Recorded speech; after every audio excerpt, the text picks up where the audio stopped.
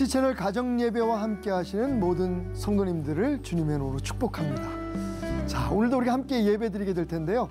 우리의 마음을 활짝 열고 우리의 귀를 크게 열고 우리의 마음의 모든 고백과 그리고 감사를 하나님 앞에 올려드리는 예배의 시간이 되기를 원합니다. 자, 오늘도 우리의 예배 특별한 찬양으로 시작해 보겠습니다. 주는 나의 하나님이시라. 함께 고백합니다.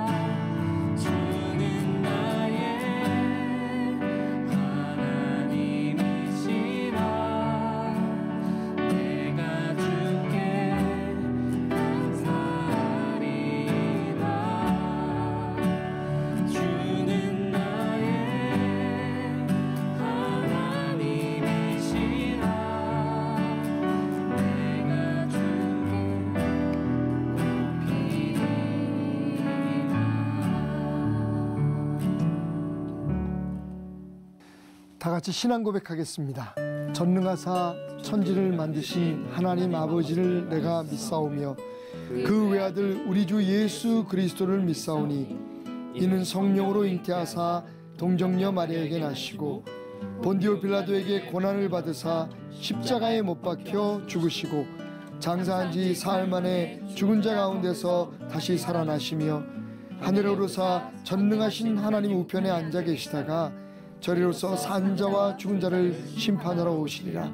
성령을 믿사오며 거룩한 공예와 성도가 서로 교통하는 것과 죄를 사하여 주시는 것과 몸이 다시 사는 것과 영원히 사는 것을 믿사옵나이다. 아멘. 오늘도 하나님의 말씀 여호수아서 5장 10절로 12절까지의 말씀을 함께 나누도록 하겠습니다. 여호수아 5장 10절로 12절까지의 말씀, 짧은 두 절의 말씀 제가 봉독해 올리겠습니다. 또 이스라엘 자손들이 길갈에 진쳤고 그달 14일 저녁에는 여리고 평지에서 유월절을 지켰으며 유월절 이튿날에 그 땅의 소산물을 먹되 그날에 무교병과 볶은 곡식을 먹었더라. 또 그 땅의 소산물을 먹은 다음 날에 만나가 그쳤으니 이스라엘 사람들이 다시는 만나를 얻지 못하였고 그 해에 가나안 땅에 소출을 먹었더라. 아멘. 예. 은혜로운 찬양을 듣고 또 말씀을 읽다 보니까 제가 목이 좀 말라서 물을 좀 마시겠습니다. 예, 죄송합니다. 아직 제가 젖병을 못 띄워가지고. 예, 여러분 무서우시죠?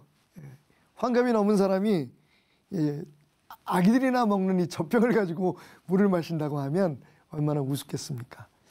그래서 오늘 제가 이 C채널 가정예배 가족들 앞에서 확실히 오늘 선언하겠습니다. 저는 이제 젖병을 떼겠습니다. 예, 오늘 말씀을 보면요, 오늘 말씀은 이스라엘 백성이 여리고 성을 앞에 두고 길갈 광야에서 가나안 땅에서 드렸던 첫 번째 유월절 절기가 끝나고 난 후에 그 땅의 소산을 먹게 되었고, 그리고 하나님께서 40년 동안 이스라엘을 인도해 오신 그 증거였던 만나가 거기서 그쳤다라고 하는 말씀이 기록되는 것을 볼 수가 있습니다. 사실은 이스라엘 백성들이 만나에 대해서 종종 불평을 했어요. 그죠? 매일 똑같은 것만 먹냐고.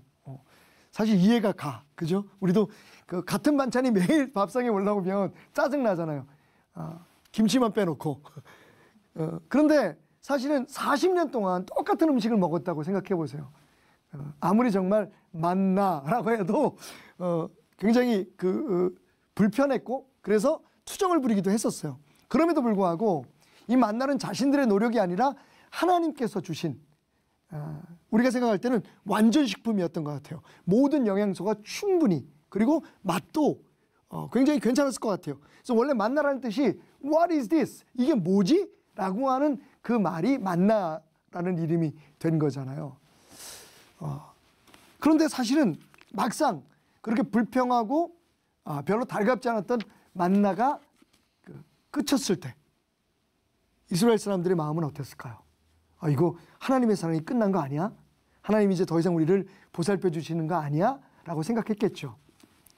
오늘 12절 상반절에 보면 또 그 땅의 소산물을 먹은 다음 날에 만나가 그쳤다. 이스라엘 사람들이 다시는 만나를 만나지 못했다라고 얘기하고 있습니다. 자, 여기서 우리는 무엇을 깨닫게 될까요? 하나님의 사랑은 끝이 없다는 것을 새삼스럽게 깨닫게 됩니다. 우리 한번 고백해 볼까요? 하나님의 사랑은 끝이 없습니다. 끝이 없습니다. 사실 만나가 그쳤다라는 걸 생각하면 섭섭하잖아요. 그죠? 마치 젖을 떼는 아이처럼, 제가 오늘 여러분 앞에서 이제 젖병으로는 물을 먹지 않겠습니다라고 선언할 때, 사실은 그건 제가 자의적으로 선언한 거지만, 혹시 여러분들 그 젖 뗄 때의 그 섭섭함 기억하십니까? 다 아기 때라서 잘 기억 못하지만, 사실 이스라엘 백성들이 만나가 그쳤다, 그리고 다시는 그 만나를 볼 수 없었다. 사실 이 그친 만나만 생각해 보면 하나님의 사랑이 만나와 함께 그쳤나? 라고 생각할 수 있잖아요. 그런데 여기서 우리가 놓치지 말아야 될 게 있습니다. 그 앞에 말씀을 보면 그 땅의 소산물을 먹은 다음 날부터, 이게 중요한 거예요. 그죠? 그러니까 사실 이스라엘 백성들이 가나안에 이제 막 들어갔잖아요. 그런데 거기서 농사를 짓거나 뭐 이럴 틈이 없었잖아. 그런데 소산물을 얻었다고 하는 것은 그 또한 하나님의 예비하심, 하나님의 사랑의 증거였다는 거죠. 그러니까 우리가 우리의 삶에 무엇이 끊기고 우리의 삶에 무엇이 사라진 거에 대해서 바라볼 것이 아니라, 그것을 사라지게 하시기 전에 또 하나님께서 무엇을 우리에게 주셨는가를 생각해 보면, 하나님의 사랑은 이렇게 끝이 없구나. 다 하나님은 계획이 있으시구나.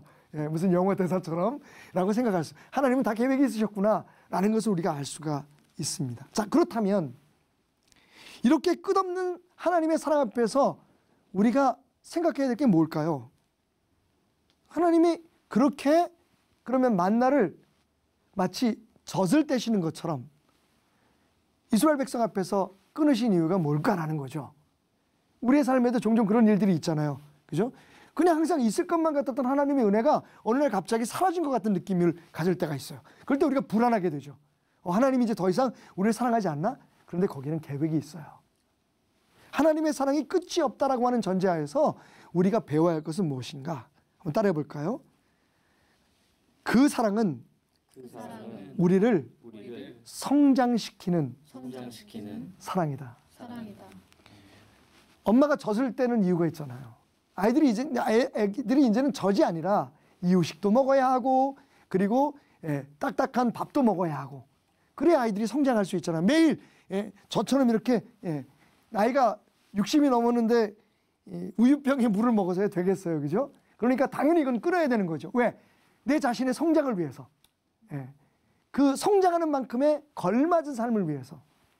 그러니까 하나님께서 만나를 끊으신 이유는 이제 너희가 스스로 농사를 짓고 수고해서 너희들을 더 성장시킬 수 있는 그 노력과 수고의 결과로, 헌신과 희생의 결과로 나를 섬겨라 라고 하는 깊은 뜻이 있었다는 거죠. 히브리서 5장 12절에 이런 말씀이 있습니다. 때가 오래되었으므로 너희가 마땅히 선생이 되었을 터인데 너희가 다시 하나님의 말씀에 초보가 되어 누구에게서 가르침을 받아야 할 처지이니 단단한 음식은 못 먹고 젖이나 먹어야 할 자가 되었도다. 하나님은 우리가 성장하기를 원하시는 거죠. 그래서 가끔 우리의 삶에 우리 스스로 끊지 못하는, 우리 스스로 포기하지 못하는 것을 내려놓도록 하십니다. 자, 오늘 이 길갈에서 일어난 이 사건, 저는 여기에 이런 제목을 붙여봤습니다. 젖 대시는 하나님. 기억하십시오. 하나님의 사랑은 끝이 없습니다. 뿐만 아니라 그 사랑은 우리를 성장하기를 기대하는 사랑입니다.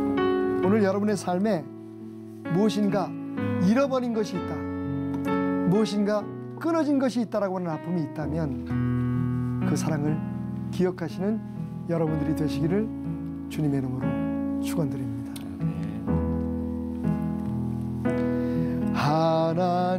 하나님은 너를 지키시는 자, 너의 우편에 그늘 되시니 낮에 해와 밤의 달도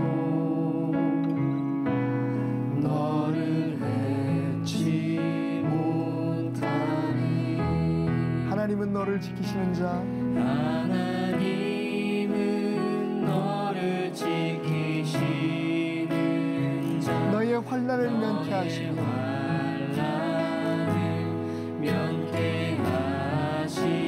그가 너를 지키시리라. 아멘. 그 끝없는 사랑으로 우리를 지켜주십니다.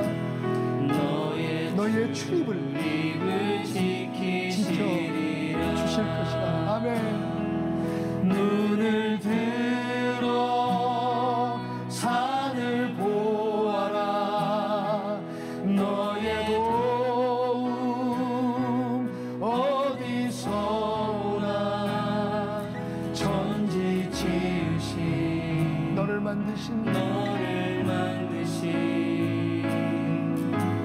여호와께로다. 천지 지으신 나를 만드신 아멘. 여호와께로다.